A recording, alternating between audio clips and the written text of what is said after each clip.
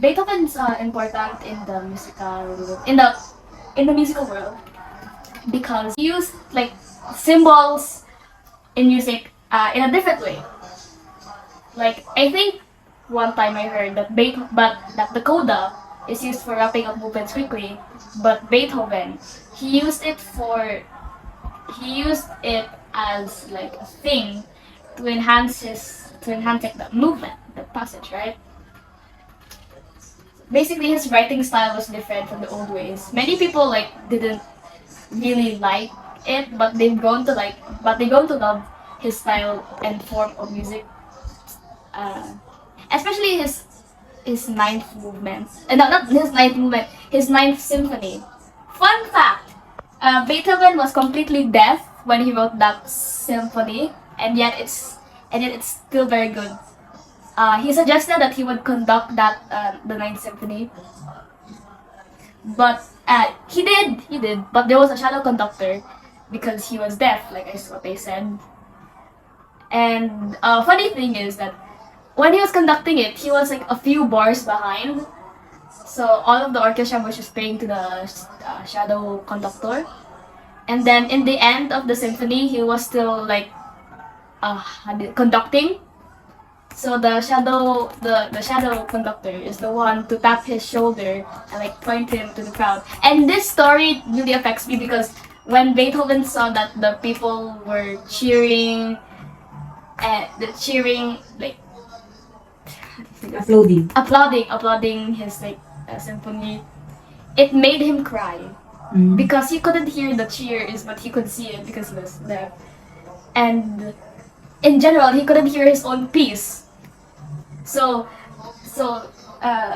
knowing Beethoven, knowing that people liked his symphony, made him get emotional. It's a story that I actually like because it's sweet. It's sweet in a way. It's bittersweet. It's bittersweet. Tell us about those in the on the shirt. Who are they and some history about them? Bach. Okay, first one is Bach.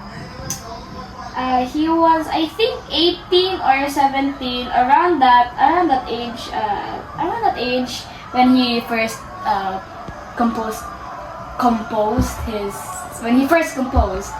He was a priest. Yeah, Bach was a priest and he played the organ. And he played many other instruments, but I don't know that much about him. He had fun fact. He had 20 children, and he wrote them as every single. He wrote one of his children composition. Yeah. So that's some history about Bach. And Bach's most famous piece, famous was, I think, his Cello Suite. Yeah. I don't know, Cello Suite 1. Yeah, I think that's the one. And it's a really nice piece. If you haven't listened to it, go check it out. Really have the time. Now that's all about Bach that I know and I can muster up about. Who's next? Mozart, fun fact. As much as I don't listen to Mozart, I think his history is pretty cool because I know a lot of things about him. When he first composed, he was 5 years old when he first composed. Yes, 5 years old, guys. 5 years old. When I was 5 years old, I don't know, doing nothing. And then Mozart's the one who composed this tune, like dun dun dun dun dun dun dun dun, dun, and he also composed this piece. And the first one was Eine kleine Nachtmusik, and the second one was Rondalla Turca, or Turkish March. And at the age of 31, he died. He died while writing a commission from an unknown person. It was later named as Mozart's Requiem or Lacrimosa, the first. I think Lacrimosa is the first movement. I don't know. I don't listen to the whole piece, but I probably would.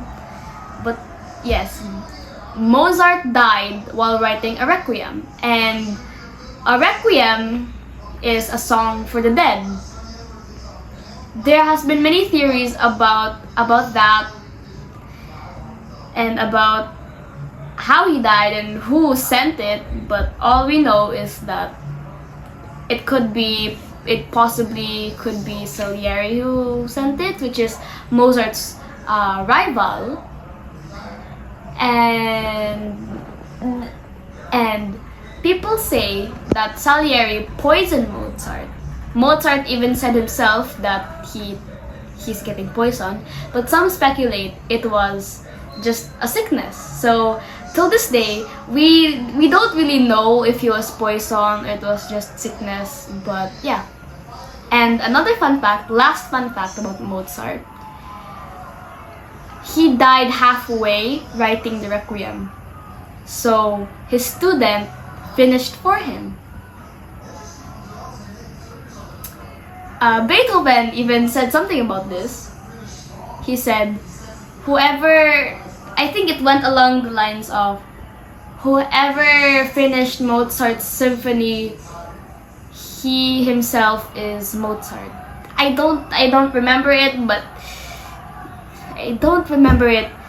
that's all I can muster up from my mind. And there's like a fun fact between Beethoven and Mozart. Beethoven was supposed to fly to Austria to meet Mozart himself, to get to be taught under him. But sadly, his mother died and he had to go back in Germany, Bonn, Germany, just to provide for his family. There are two theories on what happened. The first theory is that Beethoven never met Mozart and he immediately went back to Germany. Second is that they both met, right? And there's like a little story that goes like this.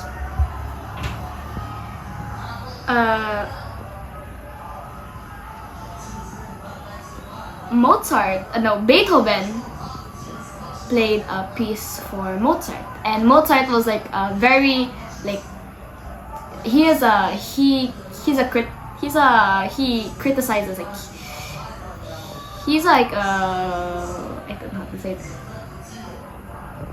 like a straight to the point judge. He won't sugarcoat it. I think that's what it is. Yeah. So when Beethoven played for Mozart, Mozart wasn't impressed. But then Beethoven said that he could write a piece on the spot. Like it wasn't, he didn't write it beforehand, like now. And then Mozart challenged, Mozart like accepted and see if he could do that. So Beethoven did, and Mozart was really impressed, like very impressed. He like went out the door to tell people that Beethoven was going to be the next big thing in classical music, and which he was actually. So yeah. So the next one on the t-shirt is Joseph Haydn. Joseph Haydn is a classical composer from Austria, and I don't know much about him, or nor have I listened to any one of his pieces, but all I can say is that his pieces weren't like that serious. He was like a jokester, He's written some funny classical pieces. That's all I can say about Joseph Haydn.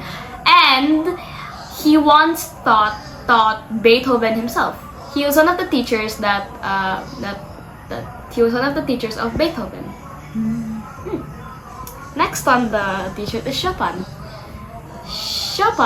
Frederick Chopin, was raised in Poland, but he's actually French.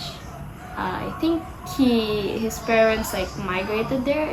I don't know what happened, but yeah. And Chopin, well, Chopin was like a very good pianist. He was actually friends with another really professional pianist called Liszt,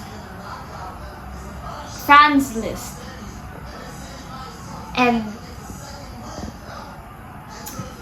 his pieces are like more of like have dark undertones to them, like depressing, sad, but they're really good. Yeah, the pieces he makes are really amazing and nice and good. Next on the t-shirt, Beethoven. I already talked about Beethoven, but I want to speak out some fun facts. Beethoven, he practiced the piano when he was 4. He practiced piano, violin, viola, and organ when he was 4 years old. And he didn't really have a good childhood because his dad was abusive and alcoholic, which probably is the reason why he's so grumpy all the time. It's sad, but he made good music. What else? What else to say about Beethoven? Yes. He conducted his first orchestra when he was just 7 years old. And his father put 6 years old in the poster to make Beethoven look more professional, because Beethoven's dad, Johann, that's a J, not a Y, Johann van Beethoven, saw that Mozart was famous because he was like a child prodigy. That's what made him push Beethoven in the wrong way, because he kept on abusing him to be a good child prodigy as well. And funny fact that I really like is when he was in Austria, a man challenged him to have a piano duel, in which they did have. Beethoven won, but the man, he was so embarrassed that he lost that he flew away from Austria and never went back there again. That's how good Beethoven is in his piano skills. And another fun fact, the Moonlight Sonata third movement, which is a good piece and you should listen to it. I recommend you listen to the Rousseau recording. The Moonlight Sonata was intended to be played faster than what is seen today. Yeah. And I think that's all for Beethoven. There's more facts I know about him, but that's all for now. Next on the list is Claude Debussy. Now, Claude Debussy was how to call this? He was French composer, and he made the famous Clair de Lune. If you don't know what it sounds like, I'll play it for you. Hold on.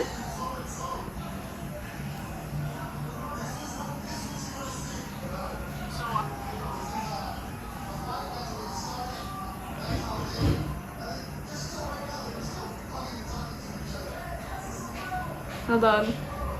Guys, hold on. This one. Oh no. That is an ad. Hold on, please, hold on. Simple piano teaches you how to read notes, and you can't imagine how many Is that Boccherini's Minuet played in the background? The heck? Here. This is the most famous piece made by Debussy, and you'd probably hear it by now. And you probably heard it somewhere in the lines.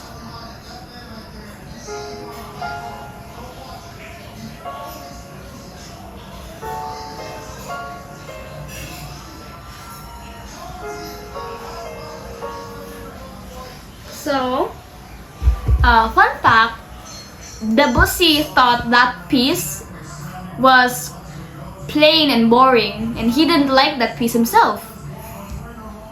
But he turned out to be wrong because many people like it. Fun fact. Next on the list we have Tchaikovsky. Now, Tchaikovsky is a Russian composer, an amazing one at that. Fun fact, Tchaikovsky was gay. Yeah, he's a gay composer. But it's Russia, and like before, the Russians don't really approve that kind of stuff, so they tried to cancel Tchaikovsky.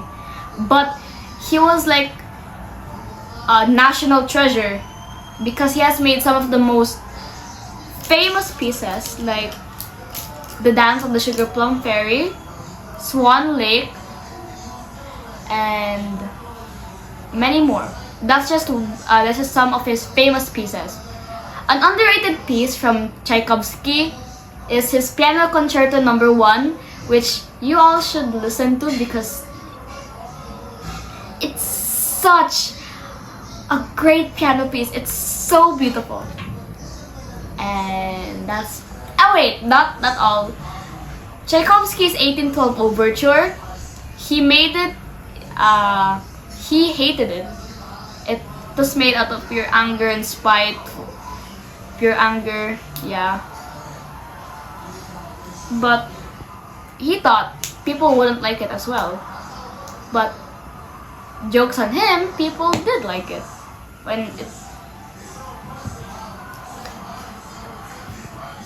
I want to say a passageway to my next fun fact.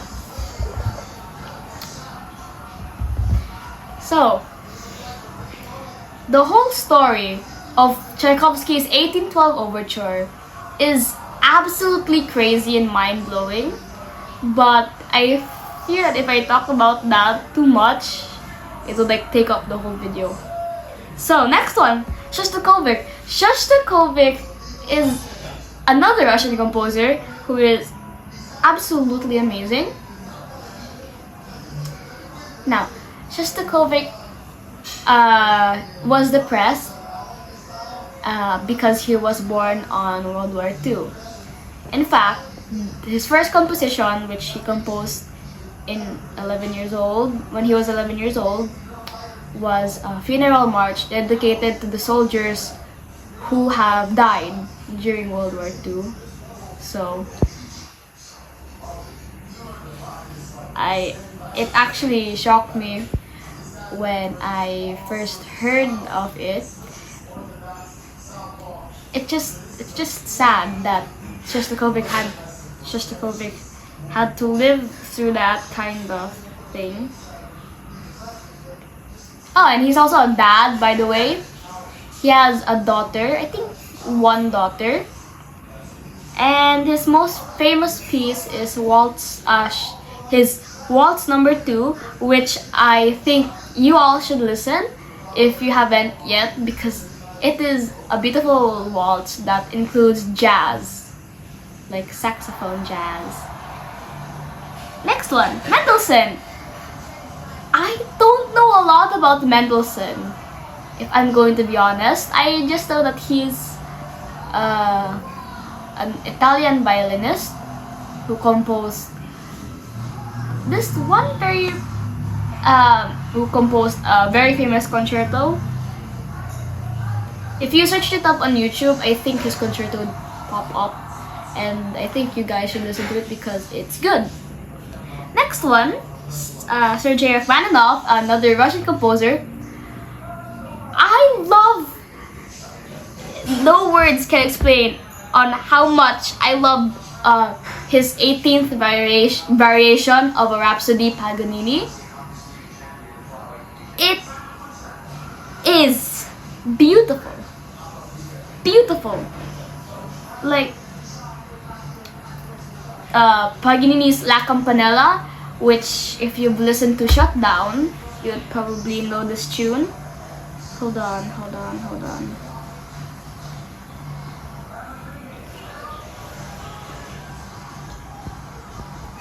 If you like Blackpink and you've listened, and if you like Blackpink, you probably recognize this tune.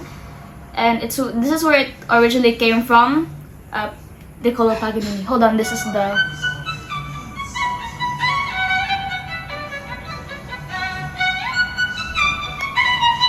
Please listen to the original piece. It's really, really good.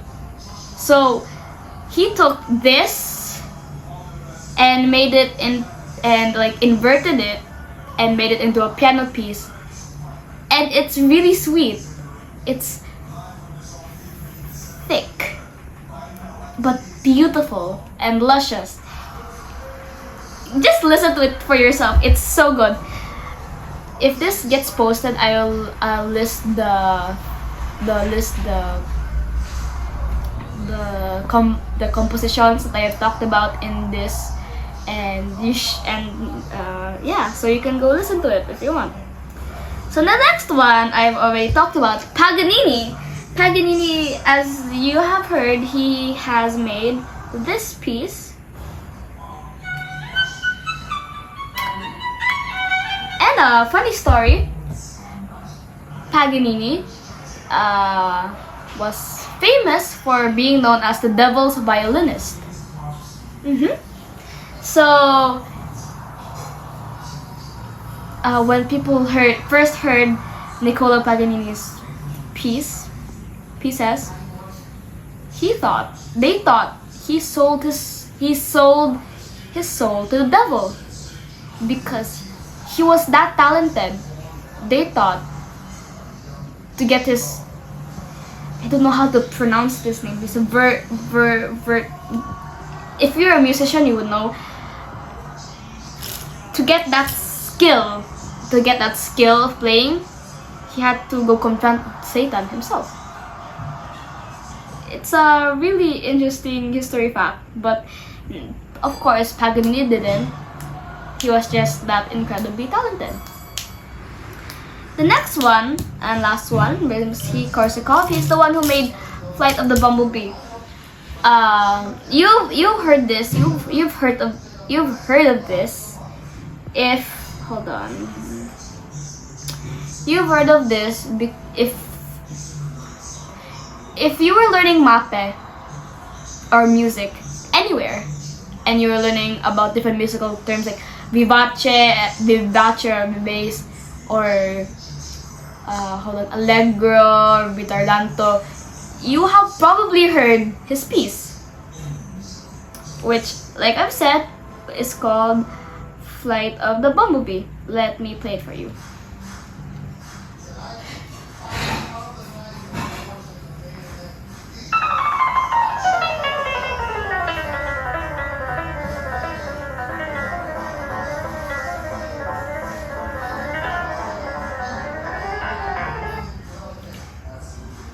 Yeah, he's the composer of that piece, which I've said before. It's called Flight of the Bumblebee. And that's basically all. Thank you for coming to my TED Talk, or rather more classical talk. Hopefully I'll be more professional in the next video, and hopefully this video blows up. So please like and subscribe. Yeah, thank you, bye!